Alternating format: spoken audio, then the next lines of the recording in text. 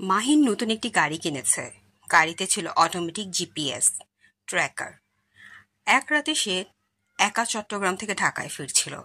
মাঝরাতে জিপিএস হঠাৎ রুট পরিবর্তন করে ফেলল। স্ক্রিনে লেখা উঠল, shorted route found, turn right. Mahin রাস্তাটা চিনত না, কিন্তু ভরসা করল প্রযুক্তিতে। ঘন বন পার হয়ে এক জায়গায় পৌঁছে দেখে পুরো রাস্তায় কোনো আলো নেই, শুধু অন্ধকার আর কুয়াশা। জিপিএস আবার বলল, you have reached your destination.